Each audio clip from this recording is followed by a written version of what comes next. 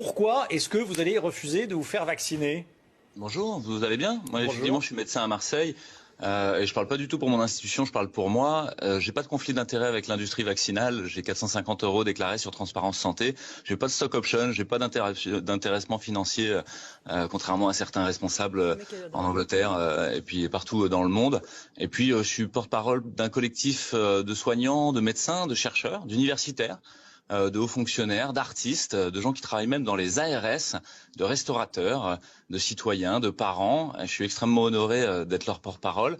Et effectivement, et on cherche à sortir de la peur, on cherche à rouvrir l'espace du débat démocratique et scientifique. Je pense qu'il est complètement verrouillé par l'urgence. Louis Fouché, Comment disent vos confrères, ils vous comprennent ou pas? Non. Alors, je vais essayer de visser quelque chose dans votre tête, en fait, le visser dans votre crâne. Il y a deux principes fondamentaux en médecine qui datent d'Hippocrate. Et le premier, c'est d'abord ne pas nuire, primum non nocere. Et le deuxième, c'est de peser la balance des bénéfices et des risques.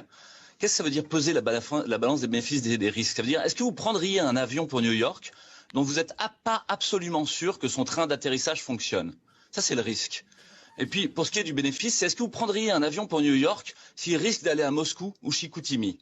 Alors, sur quoi reposent vos connaissances sur cette injection d'ARN messager que vous appelez vaccin? En fait, pour le moment, sur de la propagande disruptive du gouvernement, des médias et de l'industrie pharmaceutique. Et l'autre point que vous avez sur les AMM conditionnels de l'Agence européenne du médicament, qui sont basés sur les seules données de Pfizer pour le vaccin Pfizer, et sur les données de l'ANSM, l'Agence nationale de sécurité du médicament, qui est basée sur les seules données de l'Agence européenne du médicament, basée elle-même sur les seules données de Pfizer.